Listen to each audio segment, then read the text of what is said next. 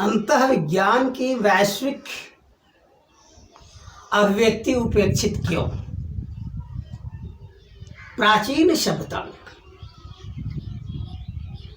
अंतःविज्ञान को अभिव्यक्त किया गया था। गुफा चित्रों में पत्थरों पर उकेर कर अंतःविज्ञान को अभिव्यक्त किया गया था। बहुत सारे तत्ववेत्ता हुए, बहुत सारे लोग अखंडता की अनुभूति को प्राप्त किए, लेकिन वह वैश्विक अभिव्यक्ति कभी विश्व पटल पर नहीं आ पाया। और इसका सबसे बड़ा कारण है कि दूरसंचार के साधनों का अभाव। आज भौतिक विज्ञान के विकास की वजह से, दूरसंचार के साधनों के विकास की वजह से आज पूरी दुनिया एक गांव जैसा हो गया। प्राचीन तत्ववेत्ताओं के साथ दिक्कतें ये थी कि भौतिक विज्ञान के विकास शीर्ष स्थिति की ओर नहीं था, इसलिए दूसरे जगह की जो अभिव्यक्तियां थी उससे वो अनजान थे।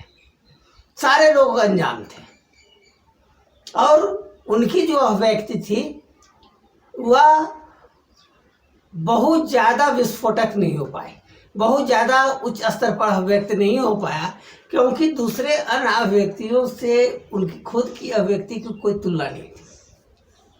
आज अखंडता की अनुभूति को हम प्राप्त करते हैं, तो अखंडता की अनुभूति तो वही है, उसकी अभिव्यक्ति का स्तर भले ऊंचा या नीचा हो जाए, निम्न स्तर का हो जाए या उच्च स्तर का हो जाए, एक अलग बात है।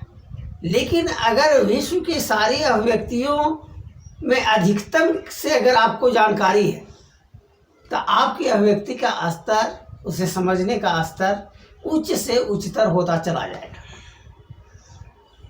बहुत सारे लोग अंतःविज्ञानी हुए और अंतःविज्ञान की जो अभिव्यक्ति थी एकल प्रयास से जो भी संभव था उन्होंने व्यक्त किया।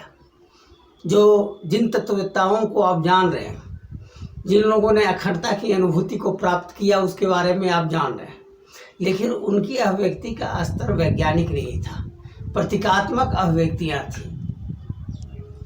वह भी अपने आप में उच्च स्तर का था, इसमें किसी तरह का संदेह नहीं, लेकिन जो उच्चतम स्तर की जो अभिव्यक्ति है, वैज्ञानिक अभिव्यक्तियां तत्व ज्ञान का, वह ह्रास होता चला गया। विभिन्न धर्मों में अंतःविज्ञान की अभिव्यक्तियां हुई, प्रतीक के रूप में बाइबिल में, कुरान में और दूसरे धर्म ग्रंथों में अभिव्यक्त किया गया, बौद्ध ग्रंथों में अभिव्यक्त किया गया, सनातन ग्रंथों में अभिव्यक्त किया गया। लेकिन अभिव्यक्ति जो प्रतीकात्मक थे वह उच्चतम स्तर का नहीं था, उसका एक हिस्सा भर था। प्राचीन सभ्यताओं में, धातु युग के समय जो प्राचीन सभ्यता थी, सिंधु, मेसोपोटामिया, मिस्र, चाइना, इसमें उच्चतम स्तर की अभिव्यक्तियां थी, वैज्ञानिक अभिव्यक्तियां थी। और उन्होंने विज्ञान को डेवलप किया, विज्ञान की परंपरा को डेवलप किया, इसलिए वो उच्चतम स्तर तक अभिव्यक्त हो पाया। आज अंतःविज्ञान विषय नहीं है, इसलिए प्राचीन सभ्यताओं के बारे में मानव समाज नहीं समझ रहा। और उससे भी उच्चतम स्थिति वह एकल प्रयास से हो या बहुत सारे लोगों के प्रयास से हो, बहुत ज़्यादा उच्चतम स्तर की अभिव्यक्तियां। जैसे हम मानव समाज के जो सनातन जो परंपरा देख रहे हैं, जो वैश्विक आधार बना, जिस सेपियन जाति का वैश्विक स्तर पर प्रचार प्रसार हुआ, और जैसे जैसे प्रचार प्रसार हुआ अंतःविज्ञान में उसी स्तर की अभिव्यक्ति हम देख रहे हैं। अगर 45,000 साल पहले, 50,000 साल पहले यूरोप में सेपियन जाति के लोग गए तो उस पीरियड में उन्होंने गुफाओं में चित्र बनाए। भारत में 60,000 साल पहले पहुँचे तो 60,000 साल पहले के गुफा चित्र हमें मिलते हैं, और पत्थर पर उकेरी गई आकृतियाँ बताती हैं कि अंतःविज्ञान उसमें था। 60,000 साल पहले ऑस्ट्रेलिया लोग गए अंतर्विज्ञानी लोग, और उन्होंने व्यक्त किया। तो उसके पहले भी मानव समाज की विभिन्न जातियां थीं जो नष्ट हो गई, और उनकी भी अभिव्यक्ति से ही शैली सीमित रूप से ही कहीं न कहीं मिलता है।